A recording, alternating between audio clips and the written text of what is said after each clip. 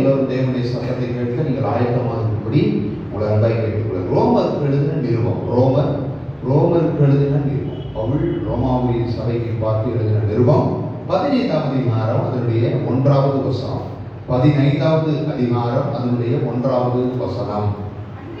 அன்றியும் பலமுள்ளவர்களாகிய நாம் நமக்கே பிரியமாய் நடவாமல் பலவீனருடைய பலவீனங்களை தாங்க வேண்டும்.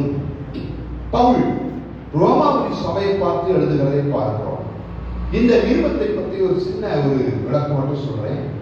கிபி கிறிஸ்துவுடைய பிறப்புக்கு பிற்பாடு 56 முதல் 58க்குள்ளாக இந்த நிருபம் எழுதப்பட்டிருக்க வேண்டும் என்று சொல்கிறார்கள்.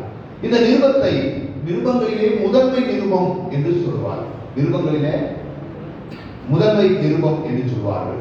வேதாகமத்திலே 45வது புத்தகமாக இந்த நிருபம் வேதாகமத்தில் வருகிறதை நாம் கவனிக்க முடியும். இந்த நிருபத்தை பவுல் கொரிந்து என்கிற இடத்தில் வைத்து எழுதினார். காயு என்று சொல்லக்கூடிய வீட்டிலே வைத்து இந்த நிருபத்தை எழுதியிருக்கலாம் என்று சொல்லுகிறார்கள். காயு என்கிற வீட்டில் வைத்து பவுல் சொல்ல தெர்தியு என்று சொல்லக்கூடியவன் எழுதினதாக வேத பண்டிதர்கள் சொல்லுகிறார்கள். இது ரோமர் நிருபத்தை குறித்த ஒரு சின்ன ஒரு முன்னுரை. அந்த ரோமர் நிருபத்தில் என்ன சொல்லியிருக்கிறார் என்று சொன்னால் அநேக விஷயங்களை இந்த ரோம நிருபத்திலிருந்து நாம் தெரிந்து கொள்ளலாம். அடிப்படையில் ஒரு கிறிஸ்தவர்கள் எப்படி இருக்க வேண்டும் என்று நாம் அறிந்து கொள்ள விரும்பினால் ரோமர் திரும்ப திரும்ப என்ன செய்யணும்? படித்து பார்க்க வேண்டும். சில நேரங்களில் அது விருத்த சேதனம் இல்லாமல் யூதன் புரஜாதியா என்று திரும்ப திரும்ப சொல்லப்பட்டாலும் எழுதப்பட்டாலும் அவைகள் நம்முடைய வாழ்க்கையினுடைய அடிப்படை கிறிஸ்தவ சித்தாந்தத்தை, அடிப்படை கிறிஸ்தவ தன்மையை விளங்கப்படுகிற ஒரு நிருபமாக அதில் இருக்க முடியும். இப்ப இந்த 15ஆம் அதிகாரத்தில் என்ன சொல்லுகிறார் என்றால், நீங்கள் உங்களுக்காக வாழாதீர்கள். அந்த வார்த்தையை அவர் பயன்படுத்துகிறார். நீங்கள் உங்களுக்காக வாழாதீர்கள் அப்படின்னா பலமுள்ளவர்களாகிய நாமே நமக்கே பிரியமாய் நடவாமல் அப்படின்ற வார்த்தையை பயன்படுத்துகிறார். அப்படின்னா நாம் யாருக்கு பிரியமாய் வாழ வேண்டும்? யாருக்காக வாழ வேண்டும்? யாருக்கு உபயோகமாக இருக்க வேண்டும்? யாரை முன்னிறுத்த வேண்டும்? இந்த வார்த்தையெல்லாம் ரொம்ப முக்கியம். இப்ப நமக்கே பிரியமா நடக்கிறதுனா பிறருடைய ரட்சிப்புக்கு ஏதுவாக நம்ம வாழணும். பிறருடைய மனம் திரும்புவதற்கு ஏதுவாக நடக்கணும். தேவனுக்கு பிரியமாக வாழணும். நான் சொல்லுவேன், நீங்க உங்களுக்கே பிரியமா உங்களுடைய மனதுக்கு ஏற்றவரையே நடந்துகிட்டா உங்களை பார்த்து மற்றவன் மனம் திரும்புவதற்கு ஏதுவில்லாமல் போய்விடுமே. ஆகவே நீங்கள் உங்களுக்குரியவர் அல்ல. அதுதான் வேதத்தின் 15ஆம் அதிகாரத்தினுடைய சாராம்சம். இருந்தாலும் இன்னைக்கு இதுல வித்தியாசம் கொஞ்சம் பேசணும் அப்படின்னு ஒரு எண்ணம். ஆகவே இதுல இருந்து சில விஷயங்களை உங்களோடு சொல்ல விரும்புகிறேன். நமக்கே பிரியமாய் நடவாமல் பலமுள்ளவர்களாகிய நாம், அந்த வார்த்தையை பயன்படுத்துகிறார். எத்தனை பேர் பலமுள்ளவங்களா இருக்கீங்க? உங்க பலத்தை கொஞ்சம் காட்டுங்க பார்க்கலாம். கை வைத்து காட்டுங்க. பலமுள்ளவர்களாகிய நாம். பலம் இருக்கா? சொல்லுங்க பார்க்கலாம். பலம் இருக்கா? என்ன பலம்? வாய் பலம் அல்ல, பிறகு ஆள் பலம் அல்ல, பண பலம் அல்ல, பிறகு என்ன பலம்? பலமுள்ளவராய நாம் அப்படின்னு வார்த்தை சொல்றார். இந்த பலமுள்ளவராய நாம் என்று சொல்லுகிற இந்த இடத்துல நல்ல ஒரு மொழிபெயர்ப்பு அழகா போட்டிருக்கு. என்னன்னா, விசுவாசத்தில் உறுதியுள்ளவர்களாகிய நீங்கள். அப்ப இந்த பலம்ன்ற வார்த்தையுடைய பொருள் என்ன? விசுவாசத்துல உறுதி என்று சொல்லுகிறார். அப்படின்னா விசுவாசத்தில் பலவீனம் உள்ளவர்கள் இருக்கத்தானே செய்கிறார்கள். இருக்கிறாங்களா? 14ஆம் அதிகாரம் 1ஆம் வசனம் என்ன போட்டிருக்கு? 14ஆம் அதிகாரம் 1ஆம் வசனத்துல விசுவாசத்தில் பலவீனம் அப்படின்னா 14ஆம் அதிகாரம் 1ஆம் வசனத்துல விசுவாசத்தில் பலவீனம் உள்ளவன் இருக்கிறான். 15ஆம் அதிகாரம் 1ஆம் வசனத்துல விசுவாசத்தில் உறுதி உள்ளவர்கள் என்ற வார்த்தையை அவர் பயன்படுத்துகிறார். அப்ப நீங்கள் நான் யார் தெரியுமா? விசுவாசத்துல உறுதியுள்ளவர். இந்த அதிகாரத்துல 3 காரியம் சொல்லப்படுது. ஒண்ணு என்ன தெரியுமா? வேத வசனம். 5ஆம் அதிகாரம் அதனுடைய 4வது வசனமா வாசிங்க. வேத வசனம் கவனிக்கணும். என்னது? வேத வசனம். இரண்டாவது 15ஆம் அதிகாரம் 13வது வசனம் பரிசுத்த ஆவி. கவனிக்கணும். பரிசுத்த ஆவி. அடுத்து 3வது அதே வசனம்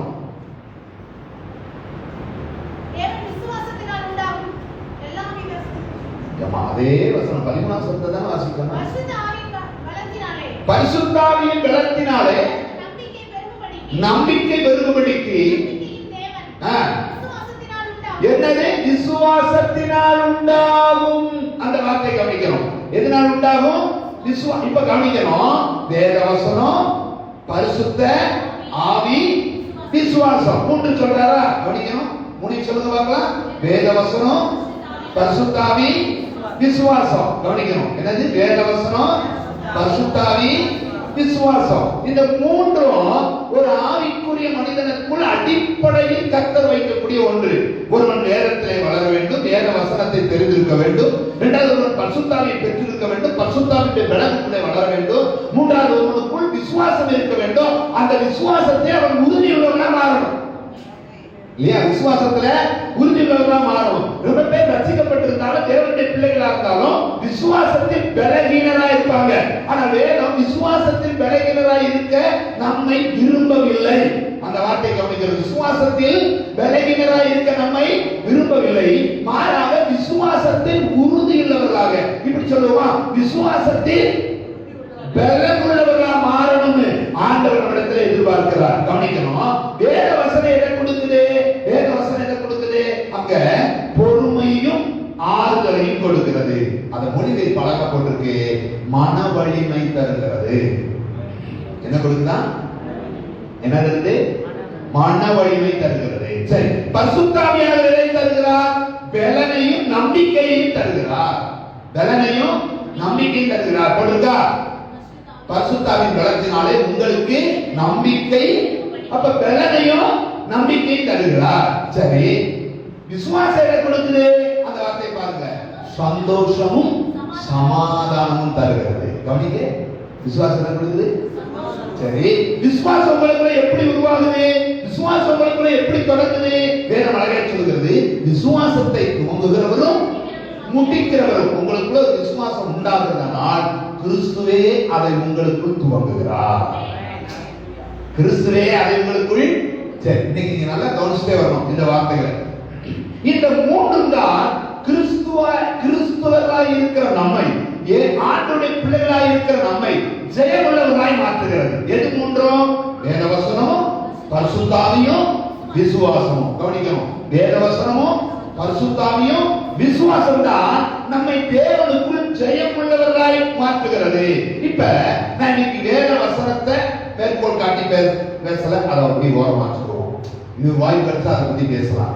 பரிசுத்த ஆவியானவர் மேற்கோளை காட்டி இல்ல, அதை கொஞ்சம் ஓரமா வச்சுக்கிறோம். இன்னைக்கு நம்ம விசுவாசத்தை முன்னிறுத்தி பேசுவோம். ஆமென். கை உயர்த்தி காட்டுங்க. விசுவாசம். ஆமென். எல்லாம் சொல்லுங்க. விசுவாசம். எத்தனை பேருக்கு விசுவாசம் இருக்குது? விசுவாசம் இருக்குதா? விசுவாசம் என்று சொன்ன உடனே நமக்கு ஞாபகத்துக்கு வர வேண்டிய ஒரு நிருபத்தில் இருக்கக்கூடிய ஒரு அதிகாரம் டக்குனு சொல்லுங்க. விசுவாசம். எபிரேயர் 11ஆம் அதிகாரம். எபிரேயர் 11ஆம் அதிகாரம் எதை மையப்படுத்துகிறது என்றால் விசுவாசத்தை மையப்படுத்துகிறது. விசுவாசம் என்பது என்ன? நம்பப்படுகிறவர்களின் உறுதி, காணப்படாதவைகளின் நிச்சயமாய் இருக்கிறது. விசுவாசம் என்பது என்ன? நம்பப்படுகிற உறுதி, காணப்படாதவை நிச்சயம். இப்ப இந்த எபிரேய நிருபத்தில் சொல்லப்பட்ட விசுவாசத்தை மூன்றா பிரிக்க விரும்புகிறேன். ஒண்ணு, சாதிக்கும் விசுவாசம். கவனிக்கணும். என்னது? சாதிக்கும் விசுவாசம். ரெண்டு, சகிக்கும் விசுவாசம். மூன்று, சாக கொடுத்த விசுவாசம். இந்த எபிரேயர் 11ஆம் அதிகாரத்தை நீங்க வீட்டுல படிச்சு பாருங்க. அத சாதிக்கும் விசுவாசம் ஆரம்பத்துல போட்டிருக்கிறது. ஆபிரகாம், ஈசாக்கு, நோவா, ஆபிரகாம், ஈசாக்கு, யாக்கோபு, இப்படியே வரிசையா சொல்றாங்க. பழைய பரிசுத்தவான்கள் சொல்றாங்க பாருங்க. அந்த வசனங்களை எடுத்து கையில வச்சுக்கோங்க ப்ளீஸ். கொஞ்சம் எடுத்து கையில வைங்க. அதுல சொல்றது நீங்க பாருங்க. அதுல சாதித்தார்கள். எதை சாதித்தார்கள்? விசுவாசத்தினாலே செத்து போன கற்பத்திலே பிள்ளை பெற்றெடுத்தால் சாரான். விசுவாசத்தினாலே நோவா காணக்கூடாததை கண்டு தேவனை தரிசித்தான். விசுவாசத்தினாலே ஈசாக்கு 100 மடங்கு பலனை அளித்தான்.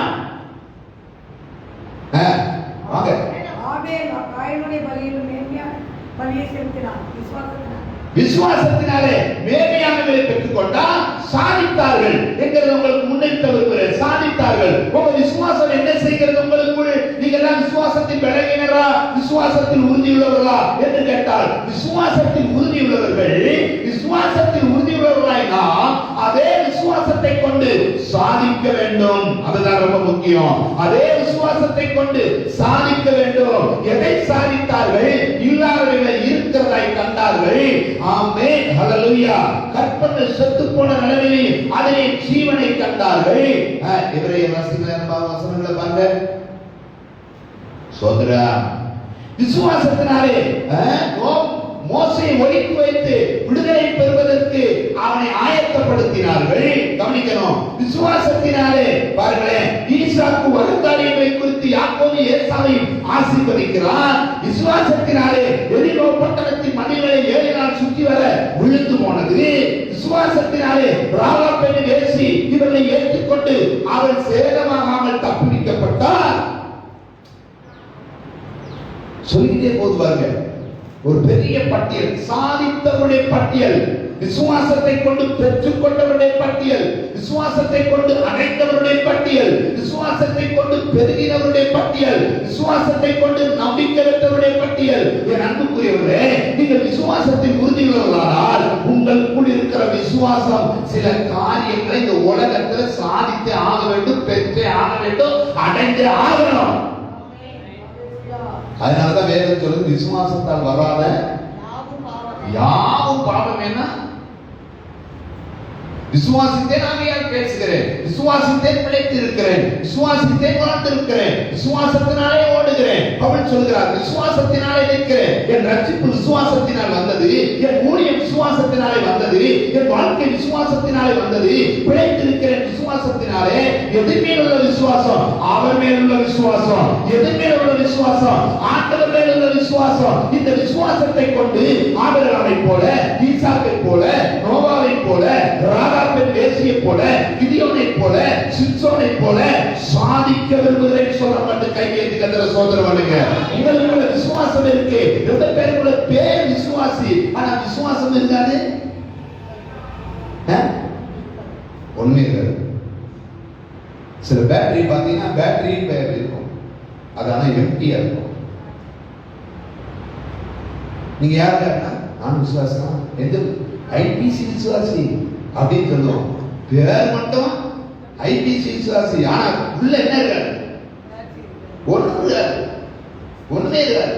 விசுவாசத்தினால் சாதித்த காரியங்களை சொல்லுங்கள், ஒன்றுமில்லை. விசுவாசத்தினால் பெற்றுக்கொண்டவர்களை சொல்லுங்கள், ஒன்றுமில்லை என்ற நிலை இருக்கும். ஆனால் இன்றைக்கு ஆழத்தில் இருக்கிற உங்களை பார்த்து சொல்கிறேன், உங்களுக்குள் விசுவாசம் இருக்குமானால் அந்த விசுவாசம் சாதிக்கிற விசுவாசமாய் மாறட்டும். அல்லேலூயா. இரண்டாவது, சாதிக்கிற விசுவாசம் மட்டுமல்ல, சகிக்கும் விசுவாசம். விசுவாசம் என்ன? விசுவாசம் சகிக்கணும். கிறிஸ்துவின் நிமித்தம் சகித்தார்கள். கிறிஸ்துவின் நிமித்தம் அவமானங்களை சகித்தார்கள். கிறிஸ்துவின் நிமித்தம் நிந்தைகளை சகித்தார்கள். கிறிஸ்துவின் நிமித்தம் பாடுகளை சகித்தார்கள். கிறிஸ்துவின் நிமித்தம் உபத்திரவங்களை சகித்தார்கள். கிறிஸ்துவின் நிமித்தம் வீட்டை இழந்தார்கள். கிறிஸ்துவின் நிமித்தம் பிள்ளைகளை இழந்தார்கள். சகித்தார்கள். விசுவாசத்தை கொண்டு சாதிக்க தெரிந்த உங்களுக்கு அதே விசுவாசத்துக்காக சகிக்கவும் தெரியணும். ஆமென், அல்லேலூயா. எதவே செய்யுங்க, ஆண்டவர் நல்ல விசுவாசத்துக்காக எதையும் சகிக்க ஆயத்தம், அவமானங்களை சகிக்க ஆயத்தம், நிந்தைகளை சகிக்க ஆயத்தம், துரத்தப்படுவதற்கு எதுவானாலும் சகிக்க ஆயத்தம், அவமானங்கள் வந்தாலும் சகிக்க ஆயத்தம். கிறிஸ்துவும் அதை செய்தாரே, பவுல் சகித்தாரே, அப்போஸ்தலர்கள் சகித்தார்களே, வேதத்தில் உள்ள வேதாகம ஸ்திரீகள் சகித்தார்களே. கிறிஸ்துவின் நிமித்தம் பாண்ட பாடுகளை உபத்திரவங்களை ஏற்றுக்கொண்டு அவர்களை சகித்து கிறிஸ்துவுக்காகவே தங்களை அர்ப்பணித்து வாழ்ந்திருந்தார்களே. அப்படி போல சகிக்கிற விசுவாசம் நமக்கு வேணும். நீங்க விசுவாசத்தில் உறுதியுள்ளவர்களா? விசுவாசத்திற்காக சாக கொடுக்கவும் ஆயத்தமாக கை வைத்து சொல்லுங்க. எத்தனை பேர் உங்க விசுவாசத்திற்காக எது இழந்தாலும் பரவாயில்லைன்னு சொல்றவங்க இருக்கீங்க? எது போனாலும் பரவாயில்லை, என் வீடே போனாலும் பரவாயில்லை, என் சுகமே போனாலும் பரவாயில்லை, என் ஆஸ்தியே போனாலும் பரவாயில்லை, கிறிஸ்து மேல இருக்கிற விசுவாசத்துக்காக, ஹல்லேலூயா, கிறிஸ்து மேல இருக்கிற நம்பிக்கைக்காக நான் எதை இழக்க வேண்டும் என்றாலும் கௌரி எதை விட வேண்டியது வந்தாலும் ஹல்லேலூயா, எது என்னை விட்டு போனாலும் அதை குறித்து நான் பெரியார் என்ன போவது இல்லை. ஹல்லேலூயா. எனக்கு இந்த பட்டியல கடைசி பகுதி ரொம்ப அழகா இருக்கு பாருங்க. ஸ்திரீகள் தங்கள் பிள்ளைகளை சாக கொடுத்தார். பழைய காலத்துல இயேசு விசுவாசிக்கிறீங்களா அப்படின்னு கேட்டா ஆமா அப்படின்னு சொன்னா உடனே ஒரு பெரிய அரங்கத்துக்குள்ள கொண்டு விட்டுருவாங்க. விட்டுட்டு காலை எருதுகளை கொண்டு வந்து விடுவார்களா. கர்ப்பிணி பெண்களை அந்த அந்த அந்த அரங்கத்துக்குள் விட்டுவிட்டு காலை எருதுகள் குத்தி கிழிக்குமா. உயிரோடு அந்த கர்ப்பிணி பெண்ணுடைய வயிற்றில் இருந்த குழந்தை வெளியே வருகிறதை எல்லாம் பார்த்து வெளியே இருக்கிறவர்கள் கைதட்டி சிரிப்பார்களா. என்றாலும் தங்கள் விசுவாசத்துக்காக நிற்கிற அவர்கள் சொல்வார்கள், கிறிஸ்து எங்களுக்கு ஜீவன். ஹல்லேலூயா. எது நமக்காக நாங்கள் இழக்கப் போவதில்லை. ஹல்லேலூயா. ஏன் சாக கொடுத்தார்கள், பிள்ளைகளை சாக கொடுத்தார்கள், ஸ்திரீகளை சாக கொடுத்தார்கள், கணவன்மார்களை சாக கொடுத்தார்கள், இழப்புகளுக்கு உட்படுத்தப்பட்டார்கள், வீடுகளை இழந்தார்கள், வாசல்களை இழந்தார்கள், எல்லாவற்றையும் இழந்தார்கள், நம்பிக்கை இழந்தார்கள், பொருளை இழந்தார்கள், உடைமைகளை இழந்தார்கள். எதை இழந்தாலும் பரவாயில்லை, இயேசுவின் மேல் உள்ள விசுவாசத்திற்காக எது போனாலும் பரவாயில்லை. ஆனால் இந்த இயேசு எங்களுக்கு முக்கியம் என்பதற்காக எல்லாவற்றையும் நின்றார்களே, அவர்களை பார்த்து அந்த ஆண்டவர் கடைசி பகுதியில் சொல்லுகிறார்கள். கடைசி பகுதியில் அதனுடைய 40வது வசனத்தில் அவர்கள் நம்மை எல்லாம் அவர் பூரணராகாதபடிக்கு. ஹலோ, நீங்க விசுவாசத்துக்காக இலக்க ஆயத்தமானார் உங்களுக்கு ஒரு நன்மையை கர்த்தர் பரலோகத்தில் ஆயத்தம் பண்ணி வைத்திருக்கிறாரு. எத்தனை பேர் ஆமென் சொல்றீங்க? எத்தனை பேர் ஆயத்தமா இருக்கிறீங்க? எனக்கு ஒரு நம்பிக்கை உண்டு, எதை நம்ம பூமியில இழந்தாலும் பரவாயில்லைங்க. சாக கொடுத்தா இவங்க சாக கொடுத்தாங்க, காரணம் தெரியுமா? அவங்களுக்கு ஒரு நம்பிக்கை இருந்துச்சு, மறுபடியும் உயிரோட பெற்றுக்கொள்வோங்கிற நம்பிக்கை. வேதம் அழகாய் சொல்லுகிறது, கிறிஸ்துவின் நிமித்தம் ஒருவன் இழப்பானால் அவன் பெற்றுக்கொள்வான். அப்படிதான் போட்டிருக்கு. கிறிஸ்து நிமித்த ஒருவன் இழப்பானா அதை பெற்றுக் கொள்வான். கிறிஸ்து நிமித்த ஒருவனுக்கு இழக்க மனசுனா அவன் இழந்து போவான்றார். ஆண்டவருடைய தாக்கம் ரொம்ப வித்தியாசமா இருப்பாரு. நீ கிறிஸ்து நிமித்தம் இழக்க வேண்டிய இழந்துட்டு போவாரல்ல. மனைவி இழந்தால் என்ன, கணவனை இழந்தால் என்ன, பிள்ளைகள் இழந்தாலும் இன்மை மாத்திரமல்ல மறுமையும் நூறத்தனையாய் பெற்றுக் கொண்டிருக்கிற வார்த்தை தர பயன்படுத்துகிறார். விசுவாசத்திற்காக எதை நீங்கள் இழக்க ஆயத்தமாக இருக்கிறீர்கள், விசுவாசத்திற்காக எதை விட்டுவிட வந்தாலும் அது ஒரு பிரச்சனை இல்லை, விட்டுவிடுங்கள். பாருங்களா, மனம் திரும்பி அநேகர் இதை செய்தார்கள். நம்முடைய இந்தியாவிலே சாது சுந்தர் சிங் எல்லாவற்றையும் இழந்து வந்தார். ஏன்? குல்சான் எஸ்தர் என்று சொல்லக்கூடிய பெண், பாகிஸ்தான் பெண் என்று நினைக்கிறேன். அவர்கள் கிறிஸ்துவுக்காக வீட்டை விட்டு துரத்தப்பட்ட போது நெஞ்சிலே மிதித்து அவர்கள் கீழே தள்ளி அவர்கள் வீட்டை விட்டு துரத்தினார்கள். அந்த தாயாரை, அந்த அம்மாவை ஆண்டவர் நடத்தவில்லையா? அவர்களுக்கு ஆண்டவர் உதவி செய்யவில்லையா? அநேகர் கிறிஸ்து நிமித்த பாடுகள் வந்தபோது, இழந்த போது, வீடுகளை இழந்த போது, சொத்துக்களை இழந்த போது, வாசல்களை இழந்த போது, வீட்டுக்கு நீ வரக்கூடாது என்று சொல்லி அநேகர் தங்கள் வீட்டில் பழமொழியை அவனை அனுப்பிவிட்ட போது கூட கர்த்தருக்காக இழந்து வந்தவர்கள் இன்னைக்கு அவர்கள் கர்த்தருக்காக வாழ்ந்து கொண்டிருக்கிறார்கள். ஹல்லேலூயா. ஒரு வார்த்தை தான் சொல்ல முடியும், கிறிஸ்துவுக்காக இழந்தவர் எவரோ இந்த உலகத்தில் தரித்திரர் ஆனதில்லை என்ற ஒரு பாடல் வரிகள் இருக்கிறது. எத்தனை பேருக்கு தெரியும்? கிறிஸ்துவுக்காக, கிறிஸ்து மேலுள்ள நம்பிக்கைக்காக, பரலோகத்தில் உள்ள வாஞ்சைக்காக இந்த உலகத்தில் எதை இழந்தாலும், உன்னுடைய வீட்டை இழந்திருக்கலாம், உன்னுடைய உண்மைகளை இழந்திருக்கலாம், உன்னுடைய சொத்தை இழந்திருக்கலாம். உன் தகப்பன் சொல்லலாம், நீ ஆண்டவரை ஏற்றுக்கொண்டு போனதுனால உனக்கு ஒண்ணுமே கிடையாதுப்பா சொல்லலாம், பரவாயில்லை. இந்த உலகத்தில் 100 ஏக்கர் கொடுக்கிறதுனால பரவாயில்லை, பரலோகத்தில் எனக்கு பலவிதமான மாளிகையில கர்த்தர் அழைத்து வைத்திருக்கிறார் என்று அந்த நம்பிக்கை இருக்கிறது. கைகளை தட்டி சொல்லுங்க, இந்த விசுவாசத்திற்காக எதையும் இழக்க நான் ஆயத்தம், எதையும் விட்டுவிட நான் ஆயத்தம். எனக்கு இயேசு முக்கியம், எனக்கு ஆண்டவர் முக்கியம். விசுவாசத்தில் உறுதியுள்ள தேவனுடைய பிள்ளைகளாய் வாழ்க்கை நிற்பவரால் நம்மையும் கர்த்தர் அவரோடு சேர்க்கிறார். Praise the Lord. Hallelujah. சகிக்கும் விசுவாசம், சாதிக்கும் விசுவாசம், சாகம் கொடுக்க விசுவாசமும் அவர்களுக்குள்ள இருந்தது. ஆமென். உலகம் அவர்களுக்கு பாத்திரமாய் இருக்கவில்லை. விசுவாசம் இருக்கிற இடத்துல தான் எதிர்ப்புகளும் இருந்தது. நீங்க கவனிக்கணும், எங்கேயுமே விசுவாசம் இருக்குன்னா அங்க என்ன இருக்கும்? இந்த சகோதரி ஆழமா விசுவாச தத்தங்களை வைக்கிறாங்கன்னா அவங்களுக்கு பல திசையிலிருந்து எதிர்ப்பு வரும், போராட்டம் வரும், பிரச்சனைகள் வரும். ஏன்? உங்களை அந்த விசுவாசத்திலிருந்து விளக்கல, அந்த விசுவாசத்திலிருந்து எடுத்துக்கொள்ள, அந்த விசுவாசத்திலிருந்து இல்லாமல் போக செய்ய உங்களுக்கு எதிரான எதிர்ப்புகளை பல இடங்களை பார்க்க முடியும், போராட்டங்களை பல இடங்களை பார்க்க முடியும். அதைத்தான் பவுல் உருவாக்க சொல்கிறார், நல்ல போராட்டத்தை போராடினேன். எதற்கான போராட்டம் அது? என் விசுவாசத்தை காப்பதற்கான போராட்டம் அது. அல்லேலூயா. என் விசுவாசத்தை காக்க முடியாதபடி பட்டினி எதிராக வந்தது, என் விசுவாசத்தை காக்க கூடாதபடி பஞ்சம் எதிராக வந்தது, விசுவாசத்தை காக்க கூடாதபடி பட்டயம் வந்தது, விசுவாசத்தை காக்க முடியாதபடி அவமானங்கள் வந்தது, விசுவாசத்தை காக்க கூடாதபடி எத்தனையோ பிரச்சனைகள் வந்தது. ஆனாலும் விசுவாசத்தை கத்தவேன் என்ற விசுவாசத்துக்காக கிறிஸ்துவின் அண்டை விட்டேனை பிடிப்பவன் யார் என்கிற உறுதியோடு கூட இன்று 17 காரியங்கள் என்னை எதிர்த்து வந்தபோது என் விசுவாசத்தை விட்டு பிரிக்க முடியவில்லை. தீமோத்தேயுவே, உன்னை பார்த்து சொல்லுகிறேன், நல்ல போராட்டத்தை நான் போராடினது போல நீயும் விசுவாசத்திற்காக நல்ல போராட்டம் பண்ணணும்னு சொல்றாரா இல்லையா?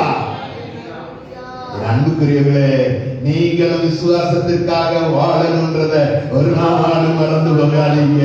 நீங்கள் விசுவாசத்தில் பழகினரா? விசுவாசத்தில் பழகினரா? இல்லை. இந்த ரோமர் 15:1 சொல்லப்பட்டது போல விசுவாசத்தின் உறுதி உள்ளவர்கள். என்னிடத்திலே சாதிக்கும் விசுவாசம் இருக்கிறது, என்னிடத்திலே சகிக்கும் விசுவாசம் இருக்கிறது, என்னிடத்திலே கிறிஸ்துவுக்காக சாரம் கொடுக்கவும் உள்ள ஒரு விசுவாசம் இருக்கிறது, என்னிடத்திலே இருக்கிற விசுவாசம் இழக்கவும் உள்ள ஒரு விசுவாசம் இருக்கிறது. ஹல்லேலூயா, ஹல்லேலூயா. இன்றைக்கு காலையில் உங்களை பார்த்து சொல்ல விரும்புகிறார், அந்த விசுவாசம் உங்களுக்குள் வளருமானால், அந்த விசுவாசம் உங்களுக்குள் உறுதிப்பட்டிருக்குமானால், அந்த விசுவாசத்துக்காக சில போராட்டங்களையும் சில பிரச்சனைகளையும் நீங்கள் எதிர்கொள்ள வேண்டியிருக்கலாம், சில தீமைகளை எதிர்கொள்ள வேண்டியிருக்கலாம். ஆனாலும் தைரியமாக இருக்கிறது. ஆமென், ஆமென். எல்லாம் படிக்கணும். பவுல் ரோமருக்கு, எபேசியருக்கு, கொரிந்தியருக்கு எல்லாம் எழுதி வரும்போதே விசுவாசத்தை குறித்து சொல்லும்போது சொல்றாரு, எபேசியர்ல உங்க விசுவாசத்துக்கு விரோதமா சாத்தான் எழுதுகிறாரா? விசுவாசத்துல நீங்க உறுதியா நிக்க சாத்தான் உங்களை போராட பார்க்கிறான், எதிர்க்க பார்க்கிறான், விளக்கங்க பார்க்கிறான். அதனால சொல்றாரு பாருங்க, பிசாசின் தந்திரங்கள் உங்களுக்கு தெரியாதுங்கிறாங்க. நாங்கவே எங்கே விசுவாசத்தின் வளர்ச்சி தொடங்குகிறதோ அந்த சாத்தானும் வந்து நிற்கிறான். தெரியுமா? சாத்தான் வந்து நிற்கிறான். உங்களை சோதிக்காம விடவே, உங்களை விளக்குறதுக்கு என்னென்ன வழி உண்டு அத்தனையும் செய்யாம விட மாட்டான், செய்யும். ஆனாலும் விசுவாசத்தில் உறுதி உள்ளவர்கள் சொல்லணும், அப்பாலிவோ சாத்தானே. அல்லேலூயா, அல்லேலூயா. இன்னைக்கு பல நேரம் சாத்தானும் பல தந்திரங்களோடு வருகிறார். அதனாலதான் அழகாய் சொல்கிறார், பேதுரு சொல்லும்போது சொல்லுகிறார், எவனை விழுங்கலாமோ என்று வகை தேடி சுற்றி திரிகிற சிங்கம் போல சாத்தான் வரான். எப்படி வரான்? எதுக்கு வரணும் உங்கள்கிட்ட? ஏன் வரணும் உங்கள்கிட்ட? உங்கள்கிட்ட சொத்தை கொடுத்தவா? உங்கள்கிட்ட இருக்கிற விசுவாசத்தை அழிக்கதான் வரான். சாத்தான் ஆயுதங்களோடு வருகிறான், சாத்தான் தந்திரத்தோடு வருகிறான், சாத்தான் இங்க இருக்கிற உலகத்தில் இருக்கிற வேஷம் போட்டு வருகிறான். எப்படியாய் உங்களுக்குள் இருக்கிற அந்த விசுவாசத்தை, கிறிஸ்து மேலுள்ள விசுவாசத்தை, ஆண்டவர் மேலுள்ள உங்களுடைய நம்பிக்கையை எடுத்துக்கொள்ள வேண்டும். எடுத்துக்கொண்டு கிறிஸ்துவுக்கு உங்களுக்குமான தொடர்பை துண்டித்து விட வேண்டும், பரலோகத்துக்கு உங்களுக்குமான தொடர்பை துண்டித்து விட வேண்டும் என்று சத்துரு எண்ணி பல நேரம் உங்களுக்கு விரோதமாய் எழுப்பி வரும் பொழுதெல்லாம் நீங்கள் சொல்ல வேண்டிய ஒரு வார்த்தை, பிசாசுக்கு எதிர்த்து நில்லுங்கள், அப்பொழுது அவன் உங்களை விட்டு ஓடி போவார். நல்ல கையை வைத்து ஆண்டவருக்கு சொல்றேன், பிசாசுக்கு எதிர்த்து நில்லுங்கள். அப்பப்ப வருகிற பிசாசுடைய கிரிகளை பார்த்து ஒரு நாளும் பயந்து போயிடாதீங்க. அவன் தந்திரமா வந்து உங்களை நுழைவான், தந்திரமா வீட்டுக்குள்ள பிரச்சனை உண்டாக்குவான், தந்திரமா குடும்பத்துக்குள்ள சண்டை உருவாக்குவான், பிள்ளைகள் வழியா வருவான், குடும்பத்துக்குள்ள நன்மைகளை கெடுக்க பார்ப்பான், உங்களுடைய எதிர்காலத்துக்குரிய காரியங்களை ஸ்டாப் பண்ண பார்ப்பான். ஆண்டவரே, நான் உங்க மேல நம்பிக்கை வைத்திருந்தேனே, உங்க விசுவாசம் வைத்திருந்தேனே, இப்படி எல்லாம் நடக்குது என்று கேள்வி கேட்கும்போது, பாத்தியா பாத்தியா ஆண்டவனுக்கு ஒண்ணு செய்யாம விட்டுட்டார், பாத்தியா பாத்தியா பாத்தியா ஆண்டவனை எல்லா விதத்திலும் உன்னை இப்படி விட்டுட்டார் பாத்தியா என்று சொல்லும்போது நமக்குள்ள இருக்கிற விசுவாசம் தொய்ந்து, நமக்குள்ள இருக்கிற விசுவாசம் விலகிடப்பட்டு ஆண்டவர் விட்டு பின்வாங்குவதற்குரிய சூழலை ஏற்படுகிற நிர்பந்தம் வரும். அப்படிப்பட்ட நிர்பந்தங்களுக்கு நீங்கள் இடம் கொடுக்காமல் நீங்க ஒரு வார்த்தை சொல்லணும், சாத்தானே, நீ எந்த ரூபத்தில் வந்தாலும், எந்த வடிவத்தில் வந்தாலும், எந்த ரீதியில் வந்தாலும் உன்னை நான் எதிர்க்கிறேன் சொல்லலாமா? உனக்கு விரோதமாய், ஹல்லேலூயா, அல்லேலூயா. சில நேரத்தில் சொல்லுங்க, ஆண்டவரே இது தந்திரமா வரா, ஆனால் எனக்கு புரியல, ஆவியானவரே எனக்கு உதவி செய்து கேளுங்க. சத்துரு வெள்ளம் போல வரும்போது ஆவியானவர் அதற்கு விரோதமாய் கொடியேற்றி உங்களுக்கான ஜெயத்தை உறுதிப்படுத்துவார். உங்கள் விசுவாசத்தை வளர்வதற்கு, நீங்கள் நீதியை பெறுவதற்கு, விசுவாசத்தில் உறுதியுள்ளவர்களாய் மாறுவதற்கு, கர்த்தர் இன்னும் விசுவாசத்தை கட்டி எழுப்புவதற்காக அவர்களை நடத்துவார் என்ற சந்தேகமில்லை. அல்லேலூயா. அஞ்சு பிசாசு இடத்துல வருகிறார். எத்தனை பேர் வீட்டுக்குள்ள பிசாசு வர்றான்னு தெரியல. வர்றானா? என் வீட்டுக்குள்ள பிசாசா? ஆமா, தேவாலயத்துக்குள்ளே பிசாசமா. உங்க வீடு என்ன பெரிய பரலோக ராஜ்யமா? நம்ம வீட்டுக்குள்ள டிவி ஓடுது. நான் எப்பயும் ஜோம் பண்ணிக்கிட்டே இருக்கிறேன். எப்பயும் ஜோம் பண்றீங்களா? நம்ம வீட்டுக்குள்ள புரணி பேசுறோம், நம்ம வீட்டுக்குள்ள கெட்ட வார்த்தை பேசுறோம். சாத்தா வருவானா வரமாட்டானா? அவனுக்குரியது ஒன்று இருந்தாலும் அந்த சாத்தா இருப்பான். ஹலோ, எல்லா அவன்கிட்ட இருக்க வேண்டியது இல்ல. ஒண்ணு இருந்தா கூட இப்ப இது அவனுக்குரியதுன்னு சொன்னா இங்க உட்கார்ந்துட்டு இருப்பான். வெளியே போனா என் கூட்டு போறேன், வந்து உட்கார்ந்தானா ஆக்கிரமிச்சிருவான். அவன் சாத்தானுக்கு என்ன செய்யக்கூடாது? இடம் கொடுக்க கூடாது. ஆமே, உங்க விசுவாசத்தை கெடுக்கிறதுக்கு இடம் கொடுக்க கூடாது. உங்களுக்குள்ள இருக்கிற விசுவாசம் சாதிக்கும் விசுவாசம், உங்களுக்குள்ள இருக்கிற விசுவாசம் சகிக்கும் விசுவாசம், உங்களுக்குள்ள இருக்கிற விசுவாசம் கிறிஸ்துவுக்காக எதனாலும் இழக்கிறதுக்கு ஆயத்தமா இருக்கிற விசுவாசம். அல்லேலூயா. இந்த விசுவாசத்தில் உறுதியுள்ளவர்களாக இருக்கிற நாமே பிசாசுக்கு இடம் கொடுத்துட்டோம்னா, விசுவாசத்தில் பலகீனமா இருக்கிறவங்க என்ன சொல்ல? இப்படி சொல்லுமா?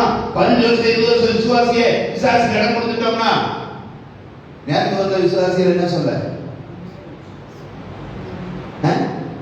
அவன் நிக்க மாட்டாள் என்று சொல்லுகிற நாம் பல நேரம் நாமே நிக்கலையே.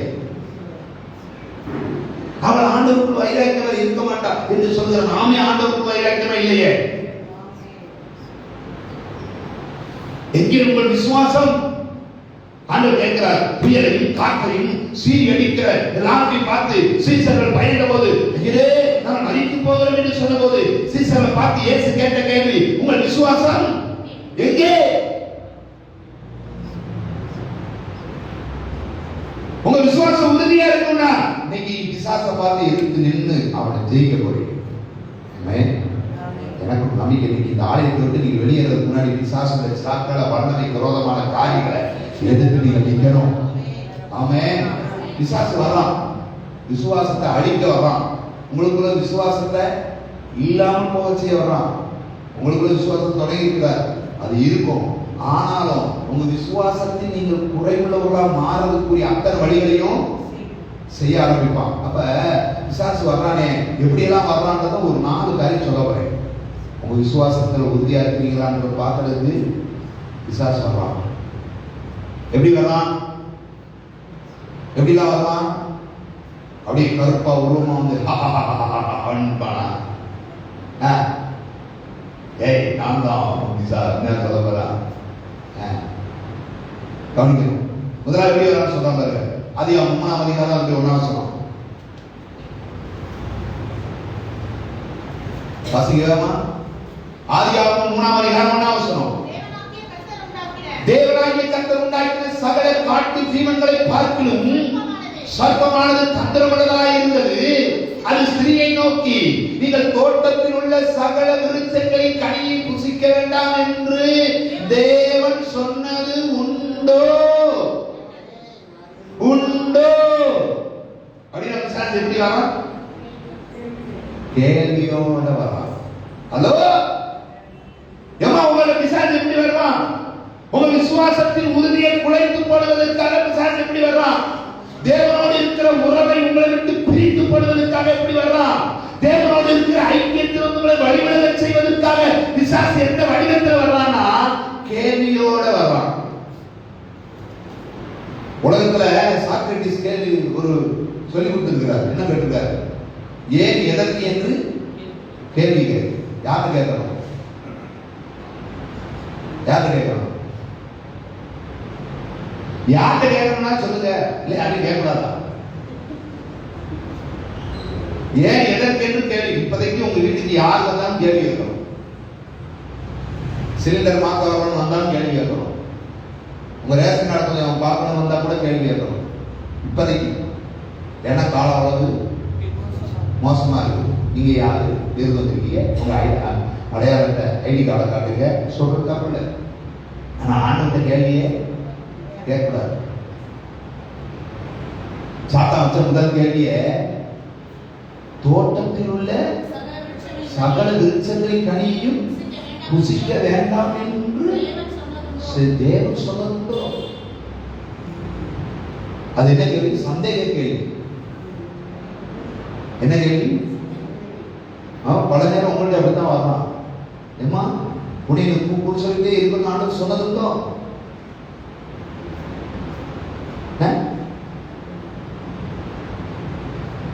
உனக்கு இதை நான் செய்வேன் செய்ய மாட்டேன் என்று சொல்லி இருக்கிறாரா? செய்வேன் என்று சொல்லி இருக்கிறாரே, ஏதாவது செஞ்சிருக்கிறாரா?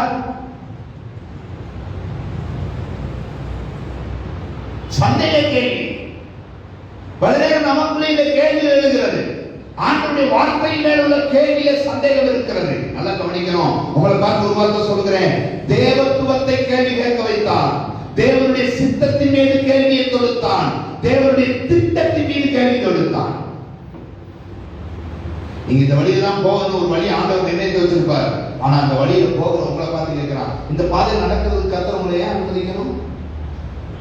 அவர்தான் நல்லவராச்சே, அவர்தான் வல்லவராச்சே அப்படின்னு கேள்வி கேட்டான்னு நம்ம சொல்லுவோம். ஆமா இல்ல, நம்ம ஏன் இந்த கஷ்டத்துக்குள்ள நடக்கணும், நம்ம ஏன் இந்த பாடுகளுக்குள்ள போகணும், நம்ம ஏன் இந்த உபத்திரங்களுக்குள்ள போகணும்? ஆனால் இந்த பாடுகள் வழியாகத்தான் நீங்கள் பரலோக ராஜ்யத்தில் பிரவேசிக்க வேண்டும் என்பது தேவனுடைய சித்தம் என்று இருக்கும்போது இந்த சித்தத்துக்கு விரோதமாக கேள்வி எழுப்ப வைக்கிறார். எத்தனை பேர் ஆண்டவருடைய கேள்வி கேட்டுருக்கீங்க? கொஞ்சம் கை வைத்து காட்டுங்க. ஏன் ஏன் ஏன் ஏன் ஏன் சொல்லுங்க பாப்பா. எத்தனை பேர் ஆண்டவருடைய கேள்வி கேட்கிறீங்க? என் குடும்பம் ஏன் இப்படி, என் பிள்ளை ஏன் இப்படி, என் வாழ்க்கை ஏன் இப்படி, என்னுடைய சபை ஏன் இப்படி, நாங்க நல்லா ஏன் இப்படி இருக்கிறோம், ஏன் ஏன் நம்ம தேடி வந்தா நல்லது செய்வேன்னு சொன்னீரே, காப்பாத்தேன்னு சொன்னீரே, கைவிட மாட்டேன்னு சொன்னீரே, ஏன் பாப்பி வச்சிருக்கிறீர்? ஏன் ஏன் ஏன் ஏன்?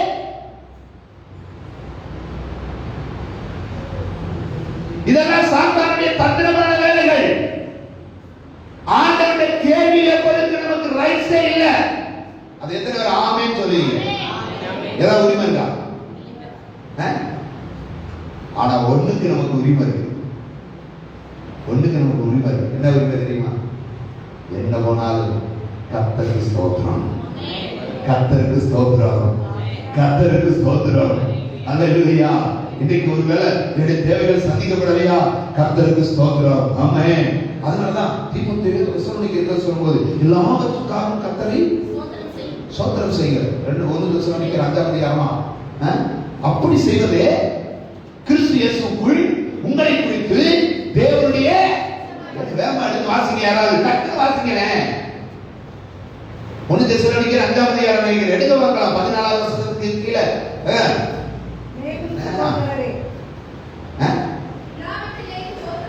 அந்த வார்த்தை தான். என்ன எத்தனை வசனம்? 19ஆவது வசனம். கவனிங்க எல்லாரும். எல்லாவற்றுக்காக ஸ்தோத்திரம் செய்யுங்கள். அப்படி செய்வதே கிறிஸ்து இயேசுவுக்குள் உங்களை குறித்த தேவனுடைய சித்தமாய் இருக்கிறது. பாருங்க, உங்களை குறித்து தேவ சித்தம் என்ன? நடந்ததுக்காக கேள்வி கேட்பதல்ல, இல்லாததுக்காக கேள்வி கேட்பதல்ல, இந்த கனியை தரையை ஏன் தரலான்ற கேள்வி அல்ல. கர்த்தருக்கு அனுமதித்த கனிக்காக தோற்றம் பண்ணிட்டு விட்டணும். கேள்வி கேட்கிறீங்கன்னா நீங்க கேட்கல, உங்களை ஒருத்தன் கேட்க வைக்கிறான். அப்படி உங்களை கேட்க வைக்கிறான்னால பின்னாடியே உங்களை விழ வைக்க போறான்னு அர்த்தம். ஹலோ, பின்னாடி உங்களை விழத்தல்ல போறான். நான் ஒரு நாள் ஒரு வார்த்தை சொல்ல விரும்புகிறேன். தேவ சித்தத்தை ஒரு நாளும் கேள்வி கேட்காதீங்க. அழைத்தவர் உண்மை இல்லவர், உங்களை வேறு உண்மை இல்லவர், உங்களை பரலோகத்தில் கொண்டு போய் சேர்ப்பேன்னு சொன்ன ஒரு உண்மை இல்லவரமா? உங்களுக்காக ஜீவனையும் கொடுத்து வேறு தரங்கள் உங்களுக்கு இதையெல்லாம் தராமல் இருப்பது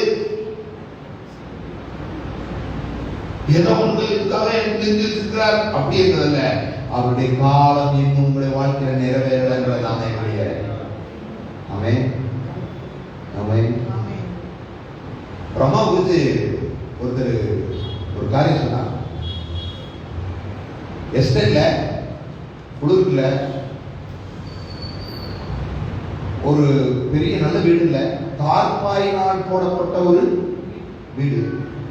அந்த அம்மா கொழுந்துதான் எடுக்குமா, கொழுந்துதான் எடுக்கும். கொழுந்தெடுத்து தன் பிள்ளைக்கு சாப்பாடு கொடுக்குமா. ஆனா வாரந்தவராம ஆண்டவருக்கு வந்துருமா,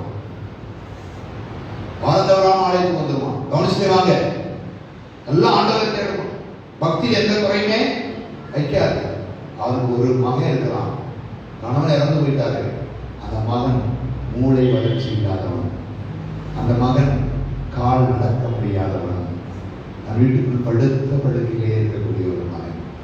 அந்த மகனை வைத்துக் கொண்டு நம்ம காலையில் அவனுக்கு செய்ய வேண்டிய எல்லாத்தையும் செய்து வேலைக்கு போயிட்டு வந்து மறுபடியும் வரும்போது அவன் படுக்கையிலே சில நேரங்களில் 2 1 எல்லாம் முடித்து வைத்திருப்பான். அதெல்லாம் எடுத்து சுத்தப்படுத்தி எல்லாம் அகற்றிவிட்டு அவருடைய அந்த இடத்துல உட்கார்ந்து ஜோமன ஆரம்பிக்குமா. அண்டவரே, இந்த மகனை கொடுத்ததுக்காக ஸ்தோத்திரம். அண்டவரே, இந்த இடத்தை கொடுத்ததுக்காக ஸ்தோத்திரம். அது அரசு கொடுத்த ஒரு இடம், அதுல ஓரமா அதுல ஒரு ஷெட்டை போட்டு அந்த அப்படி இருக்குமா. அப்போ வந்து பிரபாகரன் சொல்லுவாங்களாம், நீ இயேசு தேடி போறியே, ஆண்டவன் தேடி போறியே, வாழ்ந்தவராம கர்த்தரை பார்க்க போறியே, உனக்கு ஒரு நல்ல வீடு உனக்கு அவரால் கொடுக்க முடியலையே, உனக்கு ஒரு நல்ல பிள்ளையை அவரால் கொடுக்க முடியலையே, உன் கணவரை காப்பாற்றி உன் கையில் அவரால் கொடுக்க முடியலையே, இந்த இயேசு நீ தேடி போக வேண்டுமா என்று கேட்கிறப்பெல்லாம் சொல்லலாம், இந்த பிள்ளையை கொடுத்த ஆண்டவருக்கு ஸ்தோத்திரம் ஸ்தோத்திரம் ஸ்தோத்திரம். அல்லேலூயா. எனக்கு உழைக்க நல்ல வேலை ஆண்டவருக்கு ஸ்தோத்திரம் ஸ்தோத்திரம் ஸ்தோத்திரம் என்கிற ஒரு வார்த்தையை தவிர திருப்பி மறு வார்த்தை சொல்லவே சொல்ல மாட்டார்களா. ஒரு நாள் வந்தபோது திடீரென்று அந்த மகனையும் கர்த்தர் எடுத்துக்கொண்டார். அந்த மகனையும் கர்த்தர் எடுத்துக்கொண்ட போது அந்த அம்மா அப்படியே பாஸ்டர்களா வந்து நிற்கிறாங்க. இந்த மகன் தான் ஒரு ஆறுதல், இந்த மகன் தான் ஏதோ துணைக்கு அனுப்புல இருந்தது போல இவனையும் எடுத்துக்கொண்டாரே என்று சொன்ன போது கேட்டாரா, இவனும் போய்விட்டான், நீ என்னம்மா இப்படி தனியாக இருக்கிறாய், ஏசு ஏசு என்று சொல்வதனால் உனக்கு என்ன லாபம் வந்தது என்று சொன்ன போது அவனை தேவன் தன்னிடத்தில் சேர்த்துக் கொள்ள வேண்டும் நினைத்தார், எடுத்துக்கொண்டார். அதற்காக கர்த்தருக்கு ஸ்தோத்திரம் ஸ்தோத்திரம் ஸ்தோத்திரம். இதை தவிர அந்த அம்மா வேற ஒன்றும் சொல்லலையா. ஆனா அந்த அம்மா இருந்த இடத்துல தனக்கு அத்தனை உபத்திரவங்களும் இழப்புகளும் கஷ்டங்கள் இருந்தாலும் தேவனை ஆராதிப்பதை விடுவதே இல்லை.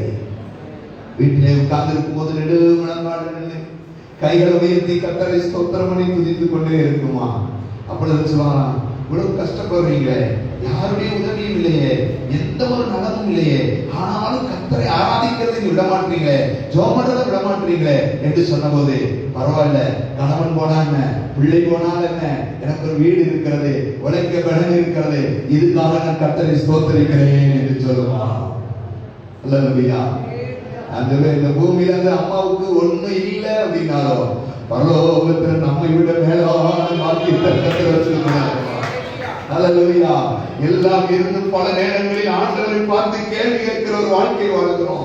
எல்லாம் இருந்து இதை ஏன் செய்தி என்ற கேள்வி கேட்கிறோம். கர்த்தருடைய செயலை குறித்த கேள்வி, கர்த்தருடைய சித்தத்தின் மேலுள்ள கேள்வி, அப்படிப்பட்ட கேள்வி கேட்கிறோமே.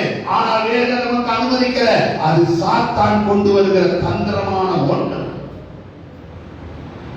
இழப்பு வந்தாலும் போராட்டம் வந்தாலும் நீங்கள் ஆண்டவரை பார்த்து சொல்ல வேண்டியது கர்த்தருக்கு ஸ்தோத்திரம்.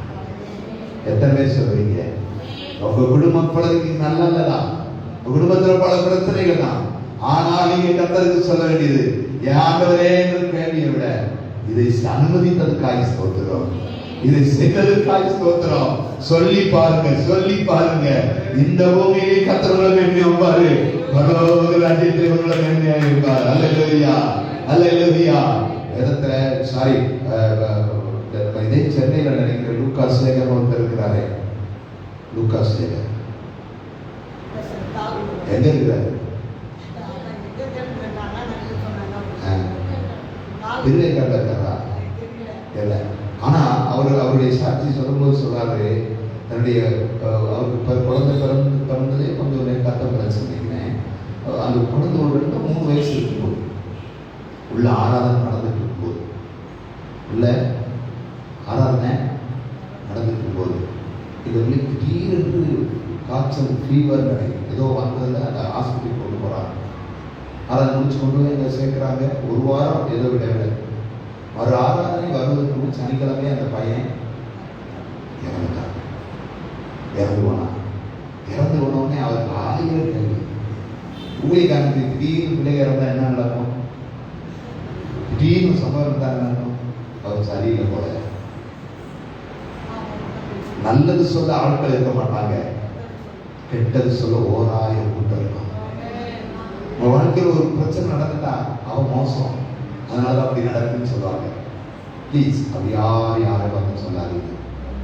அது அவங்களுக்கு ஆண்டவருக்கு உள்ள பிரச்சனை. அவங்களுக்கு ஆண்டவருக்கு தான் தெரியும் என்ன நிலைமையில் அவர் நிலந்திருக்கிறார்கள் கண்டது தெரியும். அப்படி நாம யாரும் பேசணும்னா அதே சூழ்நிலை சில நேரம் நம்ம வாழ்க்கையில சந்திக்க வேண்டியது வரலாம். அப்படி இழந்துட்டு நான் ஞாயிற்றுக்கிழமை பாடி தீர்ப்போம்னு சொன்னாராம். ஒரு நாள் பாடிய ஹாஸ்பிட்டல் வச்சிருக்கேன், நான் ஞாயிற்றுக்கிழமை சர்வீஸ் முடிச்சுட்டு எடுத்துட்டு போயிடுறேன் அப்படின்னு சொன்னாராம். அதுக்கு அவ்வளோ அளவு கொடுத்தாங்க. ஒரு நாள் அந்த சர்டிஃபிகேட் வச்சுட்டு ஞாயிற்றுக்கிழமை ஆராதனை சந்தோஷமா நடத்தினாரா. துக்கத்தை வெளியில காட்டிக்கிறவே இல்லையா. ஆராதனை முடிச்சுட்டு ஒரு வார்த்தை சொன்னாரா, என் மகன் மறித்து போனா. நம்ம என்ன சொல்றோம்?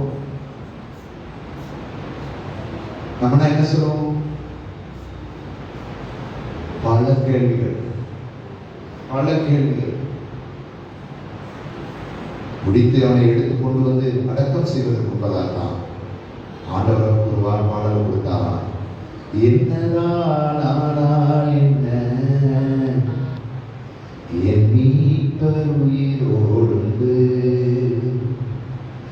என்னதான் ஆனால் என்ன, என் மீட்பர் உயிரோடு. தொடர்ந்து பயணம் செய்வே, என் துணையாளர் முன் செல்கிறார். தொடர்ந்து பயணம் செய்வே, என் துணையாளர் முன் செல்கிறார். ஒரு எங்களை சேர்ந்து பாடுறீங்களா? என்னதான் ஆனால் என்ன,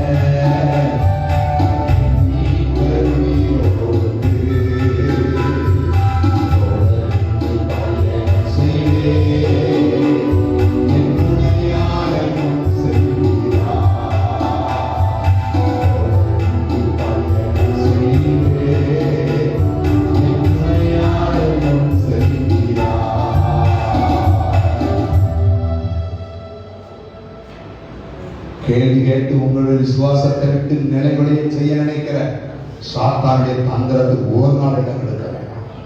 ஹல்லேலூயா, ஹல்லேலூயா. இரண்டாவது காரியம் வாசிக்கிறேன். லூக்கா சுவிசேஷம் 4ஆம் அதிகாரம் 3வது வசனத்தை பாருங்க. லூக்கா 4:3 எடுத்து வேகமா வாசிங்க. அப்பொழுது பிசாசு அவரை நோக்கி நீ தேவனுடைய குமாரனையா இந்த கல் அப்பமாகும்படி சொல்லும் என்றார். 10வது வசனம். உம்மை காக்கும்படிக்கு உம்முடைய தூதர்களுக்கு தம்மை குறித்து கட்டளையிடுவார் என்று உம்முடைய பாதம் கல்லில் இடாதபடிக்கு அவர்களுடைய கைகளை ஏந்தி கொண்டு போவார்கள் என்றும் எழுதியிருக்கிறதே என்றான். கவனிக்கிறேன், 2வது வார்த்தை சொல்றேன். கேள்விகளோடு சாத்தான் வர்றது மட்டுமல்ல, வசனத்தோடும் சாத்தான் வருவான். கவனிக்கணும். எப்படி வருவான்? நல்லா சொல்லுங்க. வசனத்தோடும் சாத்தான் வருவான். வசனத்தோடு எது வர்றா? வசனத்தை சொல்லி கொடுக்க வர்றா. ஆவியானவர் நம்மகிட்ட வர்றாருன்னா வசனத்தோடு வர்றாரு. எதுக்குன்னா அந்த வசனத்தை நமக்கு போதிக்கும்படி வர்றாரு. வேற மலையாள சொல்லுகிறது, சத்திய ஆவியானவர் உங்களை சகல சத்தியத்துக்குள்ள நடத்துவார். பிசாசு வந்தான்னா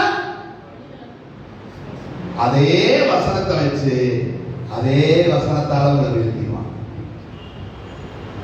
ஏசுனாலே வசனம் பேசினானே, உங்களை பேசுவானா பேச மாட்டானா?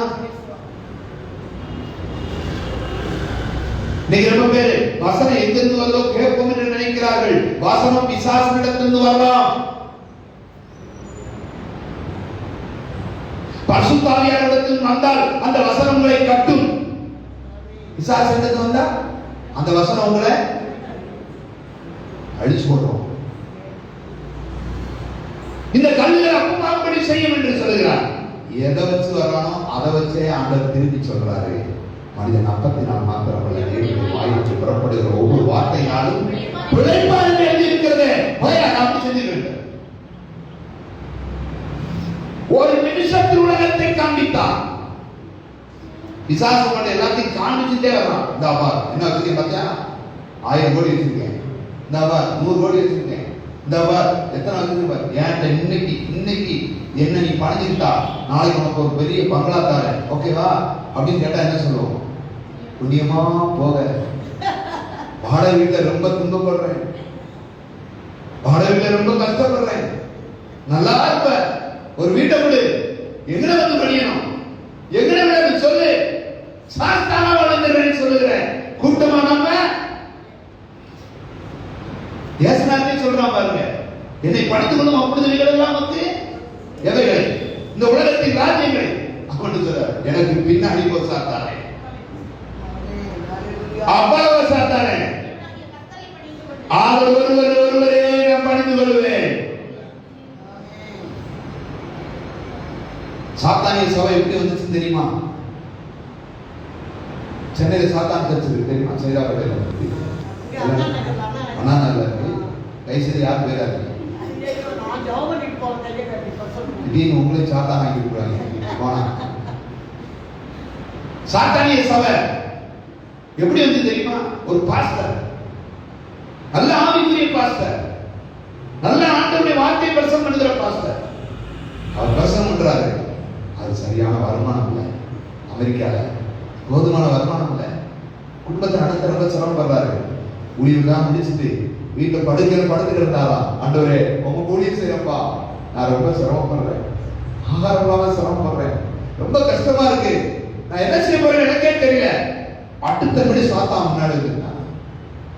அவர் பேரு டக்கு மறந்து வச்சு வேற கொண்டு சொன்னாங்க, வா என்னுடைய வேலையை சரியா, உனக்கு என்ன வேணுமா நான் தரேன். அது என்னையா யாருன்னு விடு, என் வேலையை நீ செய், நான் சொல்ற லாபத்தை செய், நான் சொல்ற எல்லாத்தையும் நீ கடைப்பிடி, நான் உனக்கு என்ன வேணுமோ அதெல்லாம் தரேன் சொன்னாரா. ரைட், நான் செய்றேன். மறுநாளே அவர் எதிர்பார்த்ததை விட அதிகமான பணம் அவரை தேடி இருந்துச்சான். பணம் வந்ததான், பொருள் வந்ததான், ஆஸ்தி வந்தது, எல்லாம் வந்தது. அதை வைத்துத்தான் அவர் ஒரு சர்ச் ஆரம்பித்தாரே, சாத்தான் சர்ச். இன்னைக்கு உலகம் என்றும் பரவி இருக்கு. சாத்தான் சபை உருவாக காரணமானவர் யார்? அன்னைக்கு ஊழியக்காரர், இன்னைக்கு நாம கூட இருக்கலாம். இன்னைக்கு நானா இருக்கலாம், யாராவது இருக்கலாம். நான் ஒரு வார்த்தை சொல்லுவேன், சாத்தானுக்கு இடம் விடாதீங்க. அவன் உலகத்தை காமிச்சு, ஆஸ்தியை காமிச்சு, பொண்ணை காமிச்சு, மண்ணை காமிச்சு, பெண்ணை காமிச்சு உங்க வாழ்க்கையை ஏமாற்றி உங்க ஜீவியத்தை விசுவாசத்தை விட்டு நிலவடைய செய்கிறதுக்கு ஒரு நாள் இடம் விடாதீங்க. இயேசுவை போல சொல்லுங்க, நான் அவர் ஒருவருக்கே ஆராதனை செய்வேன். எத்தனை பேர் ஆமென் சொல்லுவீங்க? எத்தனை பேர் ஆமென் சொல்லுவீங்க? எத்தனை வசனத்தோடு வந்தாலும் சொல்லணும். வசனத்தை வைத்து உங்க வாழ்க்கையை சீர்குலைக்க நினைக்கிற சாத்தானை நீங்க கடிந்து கொள்ளணும். இன்னைக்கு அநேகர் வசனத்தை வைத்தே கள்ள உபதேசங்களை பேசுகிறார்கள். வசனத்தை வைத்தே தேவத்துவத்துக்கு விரோதமாய் நடக்கிறார்கள். வசனத்தை வைத்தே தேவனுடைய நாமத்துக்கு விரோதமாய் எழுதுகிறார்கள். வசனத்தை வைத்தே தேவனுடைய காரியங்களை வீண்பொருளாக்குகிறார்கள். சத்தியத்தை சத்தியத்தின்படி சொல்லுவதற்கு அநேக போதகர்களுக்கு இன்றைக்கு மனம் இல்லை.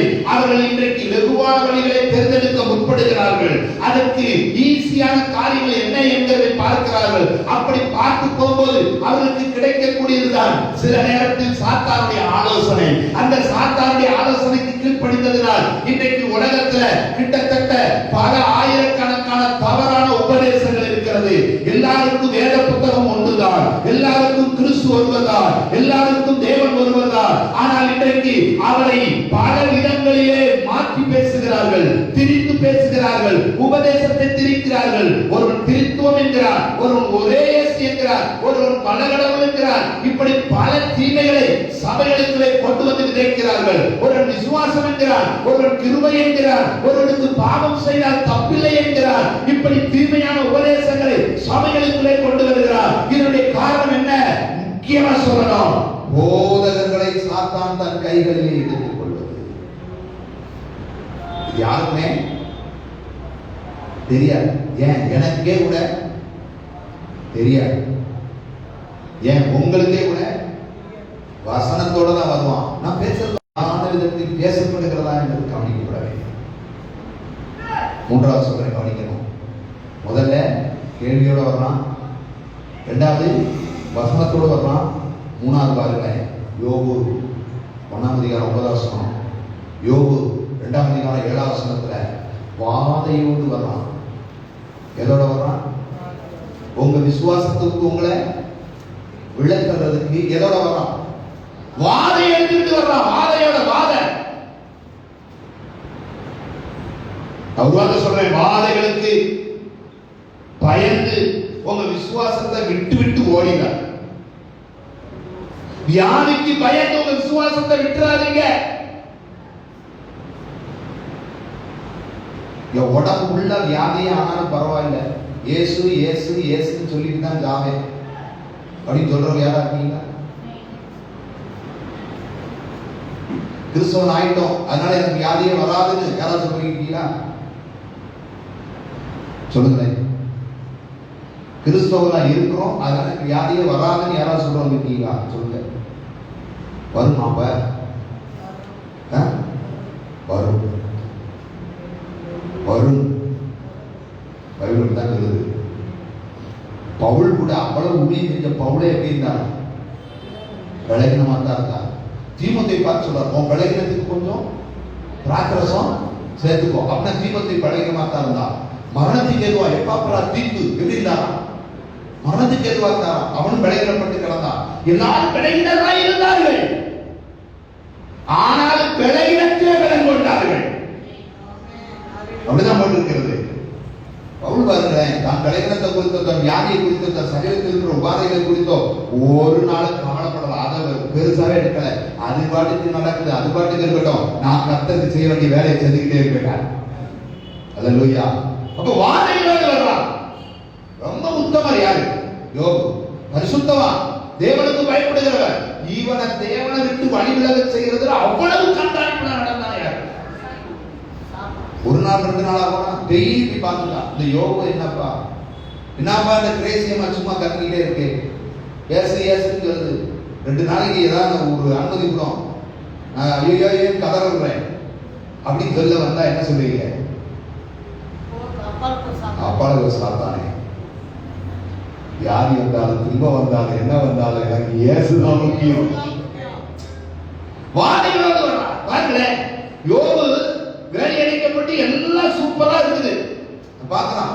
இங்கிட்டு மாட்டு தருவோம், இங்கிட்டு ஆட்டு தருவோம், அங்கிட்டு ஒட்டகம் தருவோம், கழுதை இப்படி சொல்லுவோம். கழுதையா இருந்தா வீட்டுன்னு கேட்டக்கூடாது. நீங்க பொதி சுமக்கல்ல டிரான்ஸ்போர்ட் அந்த காலத்துல தான். ஒட்டகம் பாலைவனத்துல போறதுக்கு, கழுதை சம்மதரையில போறதுக்கு அப்படின்னா நினைக்கிறேன். இந்த ரெண்டு வெள்ளி, நான் இங்க இருந்து அவர் இருக்கிற ஊர்ல இருந்து அடுத்த ஊர் போயிட்டு ஒரு 2 வெள்ளி 10 ரூபா, ஒரு 3 நாள் பயணத்துக்கு வேணும்பா அப்படின்னா தூக்கிட்டு போ, கூட்டிட்டு போ, இந்த 1 ரூபா கொடுத்து போ. அப்ப டிரான்ஸ்போர்ட் வச்சிருக்காரு. எவ்வளவு எத்தனை வச்சிருக்காரு? Lorry, car, bus. நம்ம கணக்கு வச்சிருந்தோம்னா லாரி, காரு, பஸ் எல்லாமே வச்சிருக்காரு. எல்லாமே வச்சிருக்காரு. அதுதான் அந்த பொருள். அதான் பொருள். வருமானத்துக்கு பால் கறக்கிற மாடு, ஏர் மாடு, உழவு மாடு, எல்லாமே எல்லாம் அப்படின்னா பெரிய கோடீஸ்வரன்.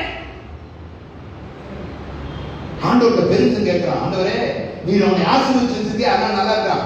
ஒரு நிமிஷம் விடும். இப்ப அவனை தூசி வைக்கிறேன், தேவனை மறுதளிக்க வைக்கிறேன், அவன் பாவத்தை வைக்கிறேன், என் கையில விடுனா சரி இந்தா விட்டுறேன் அப்படின்னு ஆண்டவர் சாத்தாங்க விட்டப்ப ஒரே நாள்ல, சொல்லுங்க எத்தனை நாள் தான்? ஒரே நாள்ல.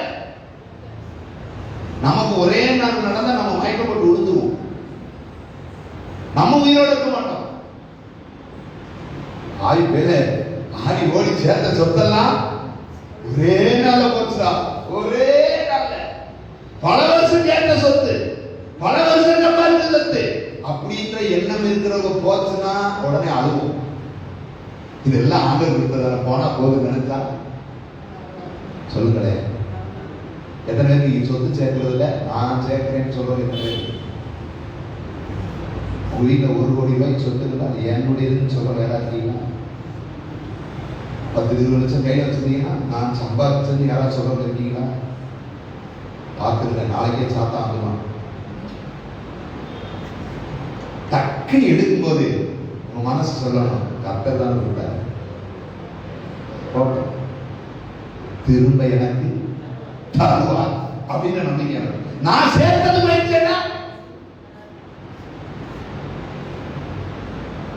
ரொம்ப பேர் நான் சேர்ந்தது, நான் சம்பாதிச்சது, நான் சேர்ந்தது, நான் அடைஞ்சது, நான் எங்கேயுமே நான் சொல்றதுக்கு நமக்கு என்ன கிடையாது, ரைட்ஸ் கிடையாது. தோத்துறோம் சொல்லணும், ஆண்டவரே இது என் நீர் கொடுத்தது, இந்த பேனாவா நீர் கொடுத்தது, இந்த வாழ்க்கையா நீர் கொடுத்தது, இந்த நான் போட்டு ட்ரெஸ்ஸா நீர் கொடுத்தது, எனக்கு இருக்கிற சாப்பாடா நீர் கொடுத்தது. அப்படித்தான் ஃபீல் பண்ணணும்.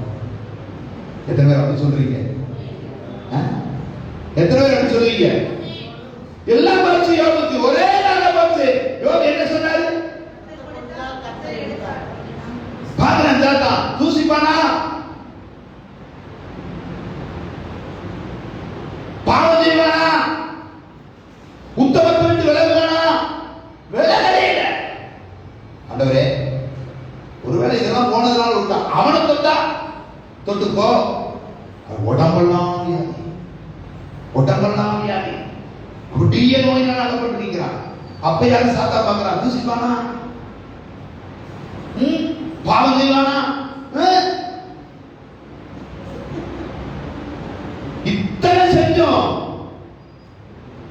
சாத்தான் சொல்றான், உண்மையிலே யோகு கிரேட் ஆண்டவரே, உண்மையிலே யோகு கிரேட். ஆண்டவர் சொல்றாரு, யோகு இதெல்லாம் நடந்த போது சொல்றார், அவரை சோதித்த சுத்த பொண்ணாக எனக்கு என்ன போனாலும் பரவாயில்லை, எது எங்களுக்கு போனாலும் பரவாயில்ல, ஆண்டவர் விடுத்திருக்கிற நான் எதுக்கு மட்டும் தெரிஞ்சா போதும், அதை விட்டு மறுபடியும் கர்த்தர் உயிர்ப்பிப்பார். அல்லேலூயா, அல்லேலூயா. என்னை வாழ்க்கையிலிருந்து எடுபட்டு போனாலும் தைரியமா சொல்லுங்க, நான் ஆண்டவரை தூசிக்க முடியாது, ஆண்டவரை வளர்க்க முடியாது, ஆண்டவரை விட்டுக் கொடுக்க முடியாது. எது எங்க வாழ்க்கையை விட்டு போனாலும், எதை இழந்தாலும், எது இல்லாமல் போனாலும், சாத்தா கொண்டு வந்து எதற்கு நாங்க அடிபணிய முடியாது, நாங்க உறுதியா நிற்போம். சாத்தானுக்கு வெட்கமாய் போச்சு. உங்களை சாத்தா பார்த்தா சந்தோஷப்படுவோம், ஏன்னா இருக்குன்றக்குள்ள அழுதுவோம், இருக்குன்றக்குள்ள ஐயோ போச்சே போச்சே போச்சே போச்சே, என்ன ஒரு மழையா போச்சு.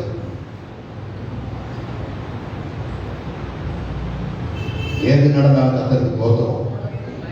ஆனா சொல்றேன், அந்த வியாதி கொடுக்கல, அவ்வளவு வேதனை நடந்து உத்தமத்தை விட்டு விலகாத யோகம், தூசிக்காத யோகம்,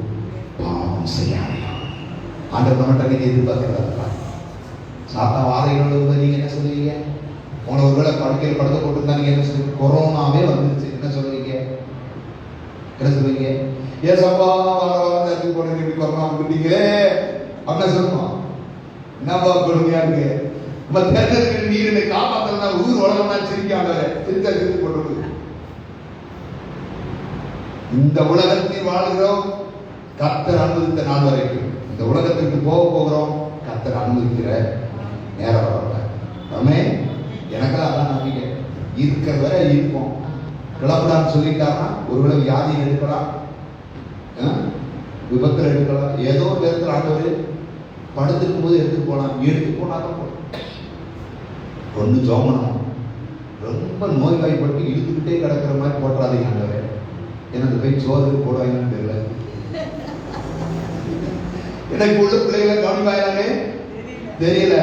எனக்கு கத்திட்டே இருக்கிறாங்க. திடீர்னு ஏதாவது பிரச்சனை போயிடும். யாரும் என்னை ஒன்றும் சொல்லாதபடி எங்கள் அம்மாவுக்கு நல்ல மரம், எனக்கு எங்கள் அப்பாவுக்கு நல்ல மரம்னு சொல்கிற அளவுக்கு எங்களை கொண்டு சேர்ந்தா போதும். ஆமே, நான் எங்கள் அப்பா அம்மாவை ஜோம் பண்ணிட்டு இருக்கேன். கையாவுக்கு வயசு 87 8 வந்துச்சுன்னு நினைக்கிறேன். ஆண்டவரே, யாருக்கு எந்த தொந்தரவுலாம் எடுத்துக்கிறோம். படுத்தார், ஓய்வு எடுத்துட்டாரு. நேரம் வரப்ப எடுத்துட்டு போயிடும். நாங்கள் வாட்டு போய் அன்னைக்கு இஸ்மா வேணும், ஈசாக்கு கூட நிறுத்தினோம், எல்லா வேலையும் முடிச்சு சோத்திரம்னு சொல்லிட்டு வந்துடலாம். இருந்து கிடந்தா நான் பாரு, நீ பாரு, அவன் பார்க்க மாட்டேன், பார்க்க மாட்டேன், ஜோறு ஓடுறான், ஜோறு ஓடல, பிரச்சனை வந்துகிட்டே இருக்கும். யோகுக்கு அத்தர் நடந்தாலும் தைரியமான மனைவி இல்லை, பிள்ளைகள் இல்லை, ஆடு மாடு இல்லை, சொத்து இல்லை, சுகம் இல்லை. ஆனால் கர்த்தர் கொடுத்தார், கர்த்தர் எடுத்தார், கர்த்தருடைய நாமத்துக்கு சோத்திரம். நான் அவருக்கு தயா உண்மையா வாழ முடியும்னா வாதைகளை கண்டு ஒரு நாள் பயப்படாதீங்க, இல்லாததை கண்டு ஒரு நாள் பயன் தைரியமா இல்லைங்க. கடைசி ஒரு வார்த்தை சொல்லிட்டு முடிச்சிடுறேன். சுலபோடு வருகிறார். எதோட வர?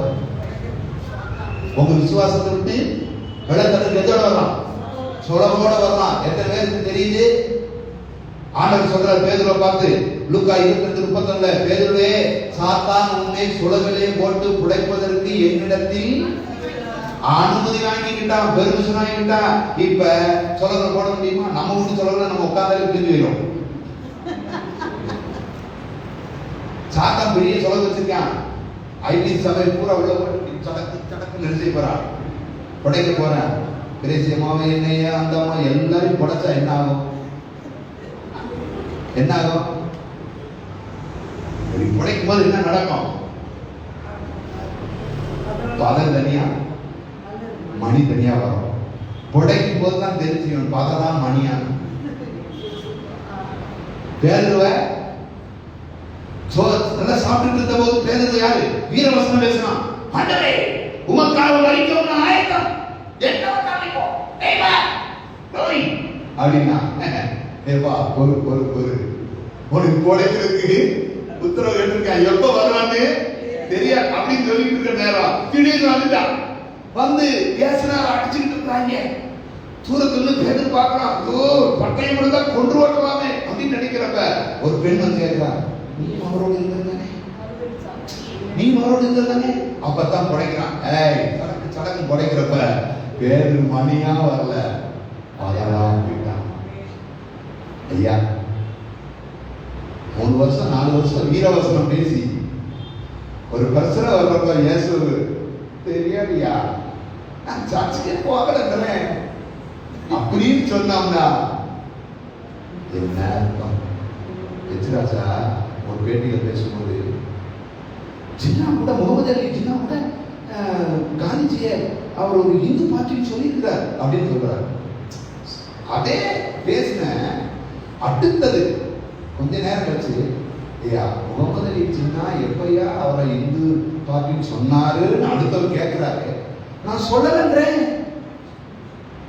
நான் இப்ப சொன்னேன், இப்பத்தானே சொல்லி நான் சொல்லலன்றேன்.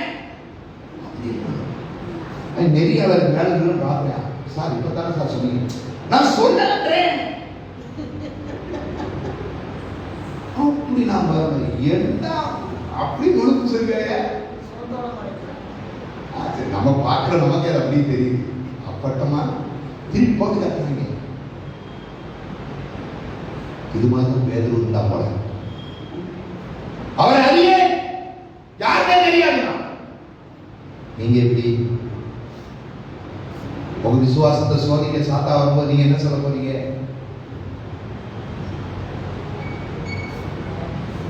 நீங்க என்ன பேச போறீங்க? ஒரு நாள் வரப்போகுது.